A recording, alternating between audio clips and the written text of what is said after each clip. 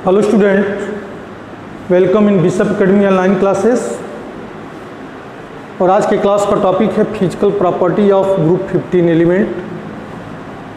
Atomic property के बारे में हमने आपको बता दिया था पहले ही कि एटॉमिक प्रॉपर्टी में मोस्टली 3 चीज़ों पे हम एक्सप्लेन किए थे। Atomic and ionic radii, second electronegativity and third ionization enthalpy. Physical property में भी हमने 2 चीज़ों पे एक्सप्लेन कर चुके थे पहले वाले वीडियो में कि कौन कौन, physical state and metallic property. Physical property of group 15 element में हम आज डिस्कस करेंगे melting point and boiling point. तो ग्रुप 15 एलिमेंट के कौन कौन से एलिमेंट, ग्रुप 15 में कौन कौन से एलिमेंट को इंक्लूड किया गया है? तो नाइट्रोजन है, फास्फोरस है, आर्सेनिक है, एंटीमनी और बिस्मथ है, जिसकी मेल्टिंग पॉइंट मतलब नाइट्रोजन की मेल्टिंग पॉइंट 63 केल्विन है, फास्फोरस का 317 केल्विन, आर्सेनिक का 1089 केल्विन, एंटीमनी का 904 केल्विन, बिस्मथ का 544 केल्विन। बॉइलिंग पॉइंट को भी हमने यहाँ एक्सप्लेन किया है कि boiling point for nitrogen 77.2 kelvin, boiling point for phosphorus 554 kelvin, boiling point of arsenic is 888 kelvin, whereas the boiling point at antimony is 1860 kelvin and boiling point of bismuth is the 1837 kelvin. अब हमें इसको पता क्या करना है कि boiling point तो continuous बढ़ रही है, जैसे जैसे नाइट्रोजन से when we move from top to bottom in case of group 15 element from nitrogen to bismuth. तो बॉइलिंग पॉइंट के बारे में जब ऑब्जर्व करते हैं तो बॉइलिंग पॉइंट कंटिन्यूअस इंक्रीज कर रही है। 77.2 से 554 हो गया, 880 हो गया, 1860 हो गया, 1837 हो गया।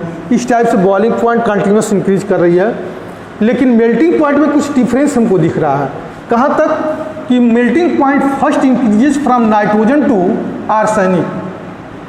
Melting point first increases from nitrogen to arsenic, मतलब 63 से 1089 तक इंक्रीज किया, लेकिन further it is decreases from कहाँ से, एंटीमनी टू बिस्मथ से 904 से 544। ऐसा क्यों हो रहा है? जबकि हम जान रहे हैं एटम की साइज भी बढ़ती जा रही है, एटॉमिक मास भी बढ़ता जा रहा है। बॉइलिंग पॉइंट तो डायरेक्टली डिपेंड कर, जैसे जैसे एटम की साइज बढ़ती जा रही है, जैसे जैसे एटम की साइज बढ़ती जा रही है वैसे वैसे वांडरवाल फोर्स उनका इंक्रीज होता जा रहा है। समझ में आ रहा है ना कि जैसे जैसे एटम की साइज बढ़ती जा रही है, इसके साथ साथ उसका एटॉमिक मास बढ़ता जा रहा है, वैसे वैसे वांडरवाल फोर्स बढ़ता जा रहा है, जिसकी वजह से उसकी बॉइलिंग पॉइंट बढ़ती जा रही है कंटिन्यूअस। कहाँ से? फ्रॉम नाइट्रोजन टू बिस्मथ से, when we move from top to bottom position पे। लेकिन मेल्टिंग पॉइंट में ऐसा कुछ देखने को नहीं मिल रहा है। नाइट्रोजन से आर्सेनिक तक तो बढ़ रहा है, लेकिन एंटीमनी से बिस्मथ तक पुनः कम होता जा रहा है। ऐसा क्यों? थोड़ा सा ध्यान देने वाली चीज़ है। आप क्लास फर्स्ट ईयर में पढ़े होंगे inert pair effect. Inert pair effect होता क्या है?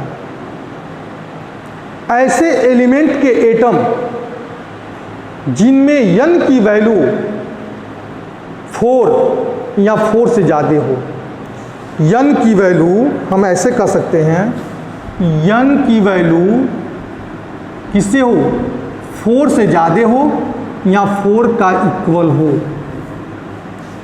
वह शील्डिंग इफेक्ट को दिखाएगा। ये जानकारी रखना कि n की वैल्यू 4 हो या 4 से ज़्यादा हो तो शील्डिंग इफेक्ट को दिखाएगा। कैसे? अब इसी की बात हम कर रहे हैं, इसी में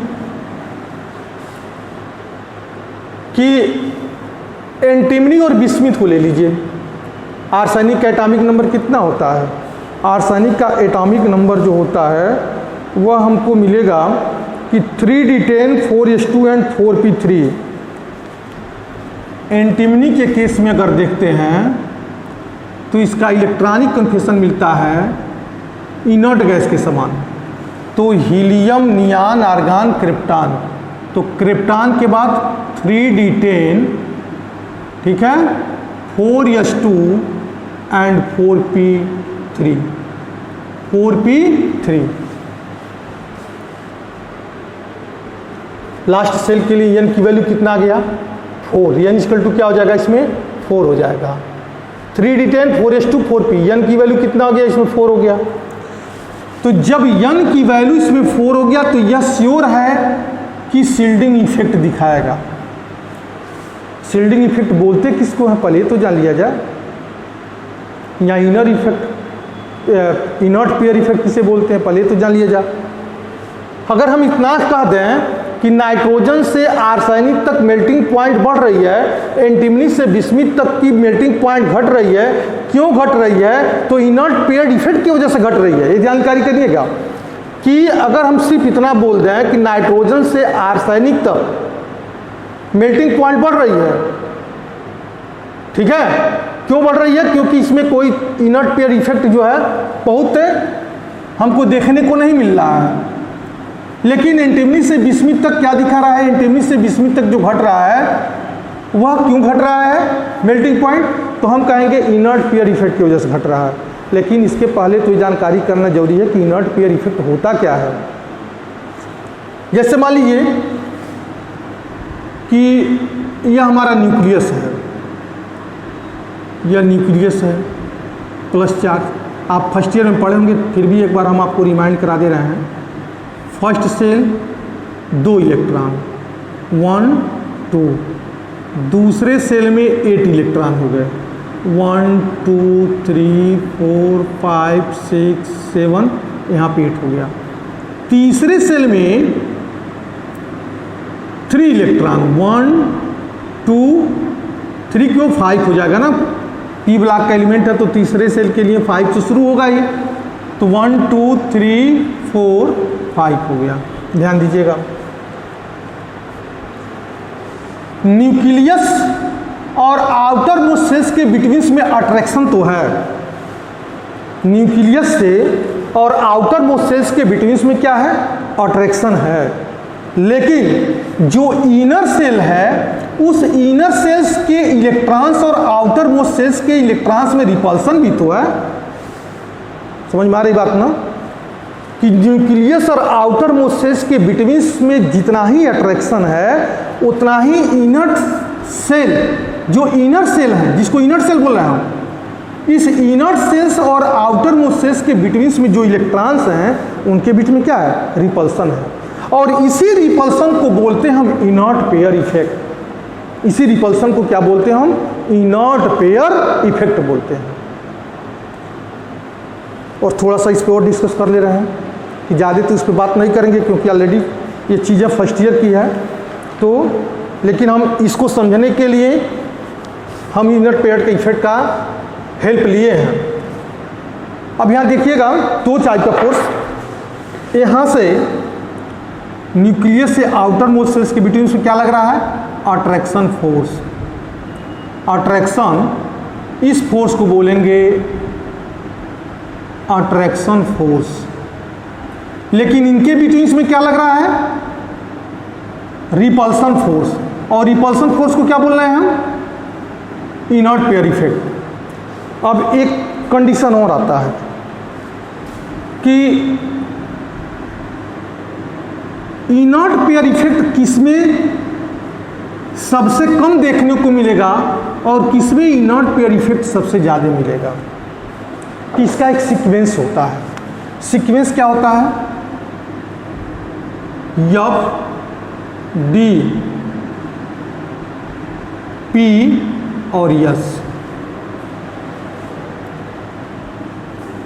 ठीक है। तो यस में जो इनर्ट पेयर इफेक्ट होता है, अब यहाँ पे इसी को हम shielding effect, inert pair effect ये हमारे क्या है शील्डिंग इफेक्ट है। इनर्ट पेयर इफेक्ट तो हमको समझा है, अब इसी को क्या बोले हम शील्डिंग इफेक्ट यहाँ बोलेंगे, यहाँ इनर्ट पेयर इफेक्ट बोलेंगे। तो शील्डिंग इफेक्ट को लेकर हम चल रहे हैं यहाँ पे। इनर पेयर इफेक्ट तो समझ में आ गया कि जो इनर सेल्स और आउटर मोस्ट सेल्स के बिटवीन में जो इलेक्ट्रॉन का रिपल्सन है वह क्या दिखा रहा है हमको, इनर पेयर इफेक्ट, और इसी को हम शील्डिंग इफेक्ट बोलते हैं। अब शील्डिंग इफेक्ट में दो होगा, एक स्ट्रॉन्गर शील्डिंग इफेक्ट हुआ, एक पुअर शील्डिंग इफेक्ट हुआ। स्ट्रॉन्गर शील्डिंग इफेक्ट किसको बोलेंगे, यस ऑर्बिटल का जो शील्डिंग इफेक्ट होता है वह स्ट्रॉन्गर होता है। किससे, पी से, डी से और एफ से। फिर उसके बाद आता है शील्डिंग इफेक्ट यस से थोड़ा सा वीक पी का होता है। उसके बाद क्या होता है, डी का होता है। उसके बाद होता है एफ का होता है। मतलब यस का शील्डिंग इफेक्ट सबसे स्ट्रांग होगा और एफ का शील्डिंग इफेक्ट सबसे पुअर होता है। ठीक है, तो यहां पे हम बात करेंगे कि अब इसी में इसको देखिए एंटीमनी को। एंटीमनी का जो इलेक्ट्रॉनिक कॉन्फ़िगरेशन है इनर्ट गैस में, krypton 3d10 4s2 and 4p3 है। इसमें डी आया तो n=4 यहाँ पे है लास्ट सेल्स के लिए। लास्ट सेल्स का अगर लास्ट सेल्स का में n की वैल्यू अगर 4 होता है या 4 से ज़्यादा होता है तो हम क्या बोले हैं, तो वो इनर्ट पेयर इफेक्ट दिखाएगा। तो यहाँ पे डी आया 3d10 और यस का सबसे स्ट्रांग शील्डिंग इफेक्ट होता, फिर पी का होता, फिर डी का होता है। मतलब डी एस पी के कंपेरिजन में डी का जो शील्डिंग इफेक्ट है वो पुअर शील्डिंग इफेक्ट है। डी का शील्डिंग इफेक्ट है वह कैसा शील्डिंग इफेक्ट है, तो यस और पी के कंपेरिजन में डी जो ऑर्बिटल है उसकी शील्डिंग इफेक्ट पुअर होती है। यह सीक्वेंस है, यस का शील्डिंग इफेक्ट सबसे स्ट्रांगर होगा, उसके बाद पी का आता है, उसके बाद डी का आता है, तो एफ का आता है।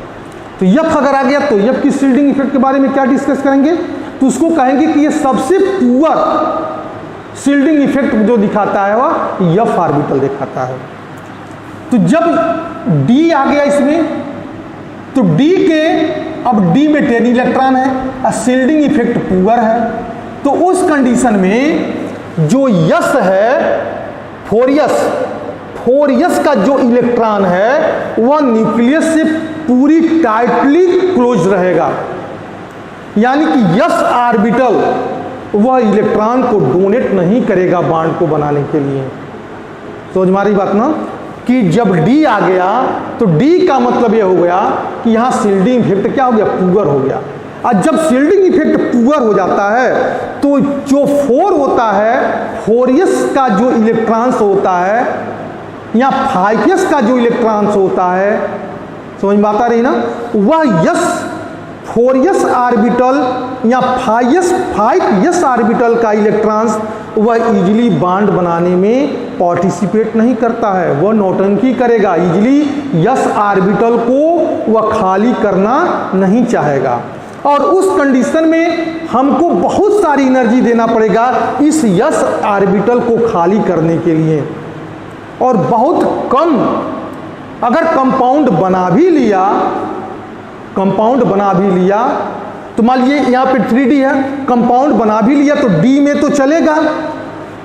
डी में अगर है तो पुअर शील्डिंग इफेक्ट थोड़ी सी पुअर है तो स्टेबल हो भी सकता है। लेकिन अगर सपोज दैट हमारा 3D यहाँ पे हमारा 4 आ गया, मान लीजिए 4 14 आ गया, ठीक है, 4 14 भी आ गया, मतलब 3D 4D 4F14 आ गया, इसमें D भी 10 है। सपोज दैट हम किसी का नाम लेके यहाँ पे बात नहीं कर रहे हैं, हम ये कह रहे हैं कि F पे 14 इलेक्ट्रॉन, D पे 10 इलेक्ट्रॉन और यहाँ पे S में 2 इलेक्ट्रॉन और P में 3 इलेक्ट्रॉन आ गए कोई, तो इसका तो शील्डिंग इफेक्ट और भी पुअर हो गया। और जब शील्डिंग इफेक्ट और भी पुअर हो गया तो यह यस का इलेक्ट्रॉन न्यूक्लियस से टाइटली अट्रैक्ट होगा और उस कंडीशन में यस ऑर्बिटल से इलेक्ट्रॉन को डोनेट नहीं करेगा, इसकी नौटंकी और भी बढ़ जाएगी। और उस कंडीशन में अगर +5 ऑक्सीडेशन स्टेट के द्वारा अगर कोई कंपाउंड बनाता है तो उस कंपाउंड की स्टेबिलिटी बहुत ही पुअर होती है। समझ में आ रही बात ना? और इसी को बोलते हैं हम इनर्ट पेयर इफेक्ट। मतलब अगर डी आ जाए, एफ आ जाए, तो उस कंडीशन में शील्डिंग इफेक्ट जैसे जैसे पुअर होता जाएगा वैसे वैसे जो 4s ऑर्बिटल्स या 5s ऑर्बिटल से इलेक्ट्रॉन को निकालना बहुत मुश्किल हो जाता है, और उसी कंडीशन को बोलते हैं हम इनर्ट पेयर इफेक्ट। क्या बोलते हैं उसको हम? इनर्ट पेयर इफेक्ट होता है। That clear? तो इसी के लिए बोल रहे हैं कि यह 904 और 544 इसलिए हुआ क्योंकि इसमें एंटीमनी में तो डी ऑर्बिटल आया। अब डी ऑर्बिटल आया तो यहाँ पे शील्डिंग इफेक्ट पुअर हो गया, और शील्डिंग इफेक्ट पुअर हो गया तो यस का इलेक्ट्रॉन इजीली डोनेट नहीं कर रहा है पेंटा वैलेंसी बनाने के लिए, 5 इलेक्ट्रॉन को डोनेट करके कंपाउंड बनाने के लिए। और इसमें एफ ऑर्बिटल आ गया बिस्मिथ के केस में, तो एफ ऑर्बिटल आ गया तो और भी पुअर शील्डिंग इफेक्ट हो गया, जिसकी वजह से वह यस ऑर्बिटल को खाली करके बॉन्ड को फॉर्मेशन नहीं कर रहा है, जिसके वजह से इसकी मेल्टिंग पॉइंट और बॉइलिंग पॉइंट मेल्टिंग पॉइंट इसकी कम होती जा रही है। इसी चीज को हमने यहाँ पे लिखा है कि the melting point of group 15 element first increases from nitrogen to arsenic, कि नाइट्रोजन से आर्सेनिक तक मेल्टिंग पॉइंट बढ़ रही है, लेकिन further decreases from antimony to bismuth. क्यों? Because due to the inert pair effect. या फिर लिखिए हमने but the boiling point increases regularly as we move from nitrogen to bismuth. Nitrogen से बिस्मिथ के डायरेक्शंस में अगर मूव करेंगे तो बॉइलिंग पॉइंट बढ़ती जाएगी। क्यों बढ़ती जा रही है? क्योंकि वांडर वाल फोर्स बढ़ता जा रहा है, एटम की साइज बढ़ती जा रही है, एटम का मास बढ़ता जा रहा है। जैसे जैसे एटम का मास बढ़ता जाएगा वांडर वाल फोर्स भी हमारा बढ़ता जाएगा, उस कंडीशन में उसकी बॉइलिंग पॉइंट बढ़ जा रही है। This unexpected decreases in melting point of antimony to bismuth, कि एंटीमनी से बिस्मिथ तक की मेल्टिंग पॉइंट जो कम हुई। क्यों? Because their tendency to form 3 covalent bond, उनकी टेंडेंसी क्या होती है? 3 कोवैलेंट बॉन्ड बनाने के लिए। हालांकि वो 5 कोवैलेंट बॉन्ड बना सकता है। अरे एटम की साइज बड़ी हो गई तो 5 तो डोनेट करना चाहिए, लेकिन 5 को वो डोनेट नहीं कर रहा है। अपने बैलेंस सेल से 5 इलेक्ट्रॉन को डोनेट नहीं कर रहा है। कितने इलेक्ट्रॉन का डोनेट कर रहा है? तो हम कहेंगे सिर्फ 3 इलेक्ट्रॉन का डोनेट करके वो बॉन्ड बनाना चाहता है। क्यों 3 इलेक्ट्रॉन को डोनेट करके बॉन्ड बनाना चाहता है? कि due to the inert effect. और इसी इनर्ट इफेक्ट की वजह से एंटीमनी और बिस्मिथ की मेल्टिंग पॉइंट कम होती जाती है। अब आती है डेनिसिटी की बात। डेनिसिटी में जैसे डेनिसिटी जो directly proportional to the mass, mass बढ़ेगा वैसे वैसे डेनिसिटी बढ़ेगी। तो अब if you move down into the group 15 तो then the density increases from nitrogen to bismuth. Density बढ़ेगा। क्यों बढ़ेगा? क्योंकि मास बढ़ता जा रहा है। जब ग्रुप में अप से डाउन के डायरेक्शंस में मूव करेंगे नाइट्रोजन से बिस्मिथ के डायरेक्शंस में, वैसे वैसे डेंसिटी भी बढ़ती जाएगी, क्योंकि डेंसिटी डायरेक्टली डिपेंड करती है किस पे? मास पे डिपेंड करती है। एलोट्रोपिक के बारे में बात करेंगे। ये भी हमारी एक फिजिकल प्रॉपर्टी का इंपॉर्टेंट कंपोनेंट है 5th पॉइंट का, कि नाइट्रोजन और बिस्मिथ को छोड़ करके कोई भी एलोट्रोपिक पोजीशन को शो नहीं करता है, किसी का भी एलोट्रोपिक फॉर्म नहीं बनता है। बनता किसका है? तो बनता हम कहेंगे फास्फोरस का। फास्फोरस का 3 एलोट्रोपिक फॉर्म बनता है। हालांकि फास्फोरस के बारे में तो हम कंपाउंड, फास्फोरस के कंपाउंड के बारे में तुमको पढ़ाएंगे नहीं, क्योंकि इस बार कोर्स रिड्यूस कर दिया गया है। लेकिन 3 फॉर्म है फास्फोरस के: red phosphorus, white phosphorus, black phosphorus. Black phosphorus, white phosphorus and red phosphorus. तो फास्फोरस के 3 एलोट्रोपिक फॉर्म हो गए। फास्फोरस के बाद आर्सेनिक और एंटीमनी आता है, इसके 2 एलोट्रोपिक फॉर्म होते हैं। कौन कौन? तो एक होता है रेड कलर और दूसरा होता है ग्रे कलर। तो नाइट्रोजन और बिस्मिथ का कोई भी एलोट्रोपिक फॉर्म नहीं होता है, सिर्फ होता किसका? एक फास्फोरस का होता है, एक एंटीमनी का होता है, एक आर्सेनिक का होता है।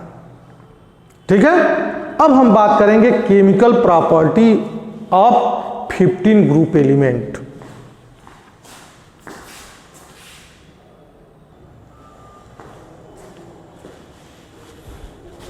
Chemical property of group 15 element में फर्स्ट पॉइंट क्या है हमारा? ऑक्सीडेशन स्टेट है। एटॉमिक प्रॉपर्टी आपको एक्सप्लेन किया, फिजिकल प्रॉपर्टी एक्सप्लेन किया। इसमें अब chemical property of group 15 element में पहला पॉइंट है ऑक्सीडेशन स्टेट। ऑक्सीडेशन स्टेट में दो टाइप का ऑक्सीडेशन स्टेट है, एक निगेटिव ऑक्सीडेशन स्टेट है, दूसरा क्या है पॉजिटिव ऑक्सीडेशन स्टेट है। उसके बाद आता है मैक्सिमम कोवैलेंसी। तो पहले निगेटिव ऑक्सीडेशन स्टेट से चलते हैं। दिया गया है कि इसमें all the element of this group has 5 electron in their valence shells. इस ग्रुप में जितने भी एलिमेंट आएंगे उनके वैलेंस सेल्स में जो इलेक्ट्रॉन का नंबर होगा वो 5 होगा। तो उनको 3 इलेक्ट्रॉन की रिक्वायरमेंट होती है ऑक्टेट होने के लिए या इलेक्ट्रॉनिक कॉन्फिगरेशंस इनर्ट गैस के समान ऑब्टेन करने के लिए। तो अगर उनको 3 इलेक्ट्रॉन मिल जाए तो किससे मिल जाए, तो मेटल से, मोर इलेक्ट्रोपॉजिटिव मेटल के द्वारा वो 3 इलेक्ट्रॉन को गेन करके जो आयन बनाते हैं 2 फॉर्म m पे -3 चार्ज आयन। क्योंकि हमने लिखा है कि 10 require 3 more electron to obtain nearest noble gas configuration and they gain of 3 electron from more metallic element to form m पे -3 चार्ज आयन। यानी बैलेंस ऑफ इलेक्ट्रॉन 5 है, 3 मिल जाए तो ऑक्टेट हो जाएंगे। तो 3 किससे मिलेगा, तो मोर इलेक्ट्रोपॉजिटिव मेटल से मिलेगा। और उस कंडीशन में उस 15 ग्रुप के जो एलिमेंट होंगे उन पे चार्ज क्या आएगा, -3 का आ जाएगा। और जब वो -3 इलेक्ट्रॉन लेगा तो इलेक्ट्रॉन जिस टाइप से किसी आउटर मोस्ट सेल से जब हम इलेक्ट्रॉन को निकालते हैं तो उसको एनर्जी चाहिए, और इसी एनर्जी को क्या बोलते हैं हम, आयोनाइजेशन एंथैल्पी। आयोनाइजेशन एंथैल्पी जितना ही ज़्यादा होगा इसका मतलब, जितना ही हम ज़्यादा लगाएंगे इसका मतलब यह हो कह रहा है कि जो आउटर मोस्ट सेल्स में इलेक्ट्रॉन्स हैं उस न्यूक्लियस के प्रति अट्रैक्शन फोर्स उतना ही ज़्यादा है, जिसकी वजह से हमने ज़्यादा एनर्जी खर्च किया तभी इलेक्ट्रॉन जा रहा है। वैसे ही अगर किसी एलिमेंट के आउटर मोस्ट सेल्स में कोई अदर इलेक्ट्रॉन इंटरसेप्ट होता है, उसमें अट्रैक्ट होता है या उस सेल में एंटर करता है, तो एनर्जी भी क्या होती है, रिलीज होती है। यानी एनर्जी रिलीज तो होती है लेकिन उसके साथ साथ हमको एनर्जी भी खर्च करना पड़ता है। किसी भी एलिमेंट के आउटर मोस्ट सेल्स में अगर इलेक्ट्रॉन को सेट करना है, ठीक है ना, उसमें इलेक्ट्रॉन को बैठाना है तो हमको इसको एनर्जी देनी पड़ती है। तो एनर्जी देनी पड़ेगी। तो नाइट्रोजन के फैमिली में देख लीजिए, नाइट्रोजन की एटम की साइज छोटी है, तो नाइट्रोजन की एटम की साइज छोटी है और हाईली इलेक्ट्रोनिगेटिव एलिमेंट भी है। बहुत हाईली तो नहीं है लेकिन मॉडरेट हम तो कह सकते हैं कि मॉडरेट इलेक्ट्रोनिगेटिव एलिमेंट है।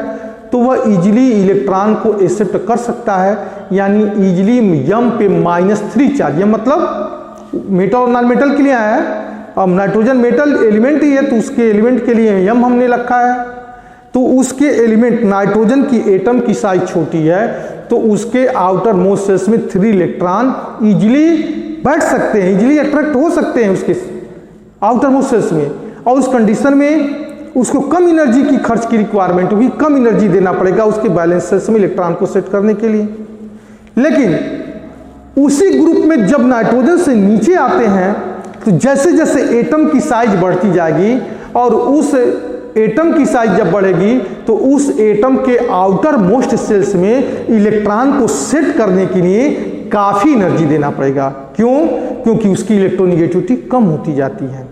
ग्रुप में अप से डाउन के डायरेक्शंस में मूव करेंगे। जैसे नाइट्रोजन में 3 इलेक्ट्रॉन आए तो नाइट्रोजन इजीली उसको सेट कर लिया। फास्फोरस में एटम की साइज बड़ी हो गई, उसके बैलेंस सेल्स में 3 इलेक्ट्रॉन आते हैं तो थोड़ी एनर्जी देना पड़ेगा इलेक्ट्रॉन को सेट होने के लिए। आर्सेनिक में क्या आउटर मोस्ट सेल्स में 3 इलेक्ट्रॉन की रिक्वायरमेंट है तो आर्सेनिक एटम की साइज और भी बड़ी हो गई तो 3 इलेक्ट्रॉन तो एंटर करेगा लेकिन एनर्जी को हमको ज़्यादा खर्च करना पड़ेगा। तो कौन इजीली आयंस बना सकता है इस बेसिस पे? तो हम कहेंगे नाइट्रोजन। नाइट्रोजन क्योंकि इसकी इलेक्ट्रोनिगेटिविटी ज़्यादा है और इसकी एटम की साइज भी क्या है, छोटी है। इसलिए हमने लिखा है यहाँ पे because it is the smallest and more electronegative of this group. किस कंडीशन के लिए? कि जब m पे -3 चार्ज अगर आयन बनाना है तो नाइट्रोजन की फैमिली में कौन सा ऐसा एलिमेंट होगा जो इजीली m पे -3 चार्ज आयन बना सकता है? तो हम कहेंगे वो नाइट्रोजन होगा। नाइट्रोजन क्यों होगा? क्योंकि नाइट्रोजन की सेल की साइज छोटी है, इलेक्ट्रोनिगेटिविटी ज़्यादा है, उसको कम एनर्जी दे करके उसके आउटर मोस्ट सेल्स में इलेक्ट्रॉन को हम सेट कर सकते हैं। ठीक है, वही चीज के लिए आप this group 10 nitrogen form N पे -3 nitride ion and so oxidation state -3, और उस नाइट्रोजन 3 इलेक्ट्रॉन को एक्सेप्ट करके उसका ऑक्सीडेशन स्टेट क्या दिखाएगा, -3। ठीक है, किसके साथ दिखाएगा, तो हाईली इलेक्ट्रोपॉजिटिव मेटल के साथ, जैसे Mg3N2, magnesium nitride, calcium nitride, TTC। Other element of this group covalent compound, ionic compound और कोवैलेंट कंपाउंड कैसे बनता है, कब बनता है, ये आपको जानकारी होनी चाहिए। कैसे, किस कंडीशन में आयनिक कंपाउंड होगा, किस कंडीशन में कोवैलेंट कंपाउंड होगा। कंपाउंड जब बनता है तो 2 एलिमेंट के द्वारा ही बनता है, 2 से ज्यादा एलिमेंट के द्वारा बनता है। मतलब मान लीजिए अगर हमको पहचान करना है कि कोई कंपाउंड आयनिक है या कोवैलेंट कंपाउंड है, तो कैसे पहचान करेंगे। अगर उन दोनों के बिटवीन में इलेक्ट्रोनिगेटिविटी का लार्जर डिफरेंसेस है, इलेक्ट्रोनिगेटिविटी का लार्जर डिफरेंसेस है, तो कंपाउंड क्या होगा, आयनिक होगा। जैसे मान लीजिए हमने लिखा NaCl, NaCl है, Cl को हटा दें और इजी वर्ड में समझाते हैं, NaCl है, तो Na और Cl, और दूसरा क्या है NaCl, दूसरा क्या है AgCl है, सोडियम साइनाइड। किसको हम आयनिक कंपाउंड मानेंगे, किसको कोवैलेंट कंपाउंड मानेंगे, तो हम कहेंगे Cl और नाइट्रोजन, इन दोनों में इलेक्ट्रोनिगेटिविटी का लार्जर डिफरेंसेस है। कार्बन और नाइट्रोजन में इलेक्ट्रोनिगेटिविटी का लार्जर डिफरेंसेस है, क्योंकि NaCl से कार्बन से ही जुड़ रहा है ना, सोडियम कार्बन से जुड़ रहा है, तो कार्बन नाइट्रोजन के बीच में इलेक्ट्रोनिगेटिविटी का लार्जर डिफरेंसेस है, तो इस कंपाउंड की पीआरटी क्या होगी, आयनिक होगी। लेकिन सिल्वर और कार्बन में इलेक्ट्रोनिगेटिविटी का डिफरेंसेस कम है, तो इस कंपाउंड का नेचर क्या होगा, कोवैलेंट होगा। वही बात हम यहाँ पे कर रहे हैं कि अगर नाइट्रोजन को छोड़ दिया जाए तो नाइट्रोजन से नीचे फास्फोरस, आर्सेनिक, एंटीमनी, बिस्मिथ जो भी हैं, उनकी इलेक्ट्रोनिगेटिविटी जैसे जैसे घटती जाएगी, अगर वो किसी मेटल के साथ कॉम्बिनेशन करके कोई कंपाउंड बनाना चाहते हैं तो उस कंपाउंड का नेचर क्या होगा, कोवैलेंट होगा। कोवैलेंट क्यों होगा, क्योंकि इलेक्ट्रोनिगेटिविटी का डिफरेंसेस हमारा कम होता जाएगा। जिस नाइट्रोजन के साथ, नाइट्रोजन किसी मेटल के साथ कॉम्बिनेशन कर रहा था तो इलेक्ट्रोनिगेटिविटी का लार्जर डिफरेंस था, वहां पे हमारा आयनिक कंपाउंड बन गया था। लेकिन नाइट्रोजन के बाद फास्फोरस, आर्सेनिक, एंटीमनी, बिस्मिथ के साथ अगर कोई मेटल कॉम्बिनेशन करता है तो कंपाउंड का नेचर क्या होगा, कोवैलेंट होगा, और इसलिए होगा क्योंकि इलेक्ट्रोनिगेटिविटी का डिफरेंसेस हमारा कम बनेगा। वही चीज हमने लिखा है यहाँ पे, covalent even covalent compound even with the metal and so formal oxidation state -3, oxidation state -3 दिखाएगा। जैसे मान लीजिए PH3 है, फास्फीन, और PH3 का कंपाउंड कैसा होगा, वो आयनिक बोलेंगे उसको, नहीं कोवैलेंट कंपाउंड बोलेंगे, क्योंकि इलेक्ट्रोनिगेटिविटी का लार्जर डिफरेंसेस नहीं बनता है। लगभग 2.1 जो है फास्फोरस का ही होता है, 2.5 या 2.1 के करीब में, पूरी तरीके से उद्देश्य हमको तैयार नहीं है। हाइड्रोजन का 2.1 होता है, कोई लार्जर डिफरेंसेस नहीं है, तो PH3 कंपाउंड का जो नेचर होगा वो कोवैलेंट होगा। ठीक है, अब NCl3 का नेचर क्या होगा, तो हम कहेंगे आयनिक होगा। या तुम्हारा कोई नाइट्रोजन से जोड़ दो, मोर इलेक्ट्रोपॉजिटिव मेटल से जोड़ दो, जैसे हमने यहाँ जोड़ा रखा है कि Mg3N2, Ca3N2, इनका नेचर क्या होगा, आयनिक कंपाउंड हो जाएगा, क्योंकि मैग्नीशियम नाइट्रोजन के इलेक्ट्रोनिगेटिविटी का लार्जर डिफरेंसेस है, और इसी ग्रुप के जितने भी एलिमेंट हैं उनकी इलेक्ट्रोनिगेटिविटी कम होती जाएगी, तो वह अगर कंपाउंड बनाएगा तो उसका नेचर जो बनेगा वह कैसा बनाएगा, कोवैलेंट कंपाउंड बनाएगा।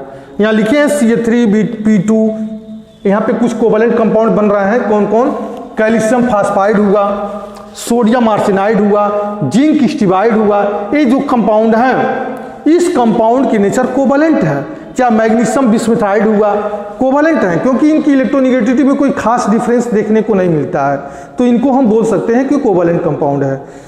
अब कह रहा है कि however the tendency of -3 oxidation state decreases down the group when from nitrogen to bismuth. Bismuth, nitrogen से जब बिस्मिथ के डायरेक्शंस में चलते हैं तो -3 ऑक्सीडेशन स्टेट की टेंडेंसी घटती जाती है। क्यों घट रही है, क्योंकि जैसे जैसे इलेक्ट्रोनिगेटिविटी घटता जाएगा वैसे वैसे -3 ऑक्सीडेशन स्टेट की स्टेबिलिटी हमारी घटती जाएगी। बिसाइड -3 नाइट्रोजन आल्सो शो, ठीक है, यहाँ पर हमने लिख भी दिया, the tendency of -3 oxidation state decreases from nitrogen to bismuth due to the decreases their electronegativity and ionisation enthalpy. Electronegativity और आयनाइजेशन सिंथैल्पी जैसे से घटते जाएंगे वैसे वैसे -3 ऑक्सीडेशन स्टेट की स्टेबिलिटी भी घटती जाएगी। Nitrogen variable oxidation state show कर रहा है, जैसे nitrogen also show oxidation state of -2 in hydrogen और हाइड्रोक्सिल एमीन में -1, NH3 में नाइट्रोजन का ऑक्सीडेशन स्टेट -3 है। NH2 मतलब हाइड्रोजन है, हाइड्रोजन में नाइट्रोजन का ऑक्सीडेशन स्टेट -2 है। चाल तो आप निकाल भी सकते हो कैलकुलेशन करके, ठीक है, आप फर्स्ट ईयर में निकाले भी होंगे, उसको निकाल भी सकते हैं। हम तो पूरी तरीके से ऐसे ही जो दिमाग में सेट कर गया डायरेक्ट लिखते जाते हैं। NH2OH में नाइट्रोजन का ऑक्सीडेशन स्टेट -1, नाइट्रोजन गैस में 0 है, N2O में -1 है, NO में -2 है, N2O3 में -3 है, N2O4 में -4 है, जबकि N2O5 में -5 ऑक्सीडेशन स्टेट है। तो यह हो गया नाइट्रोजन की ऑक्सीडेशन स्टेट, और यह हमारा टोटल इंक्लूड है निगेटिव ऑक्सीडेशन स्टेट में।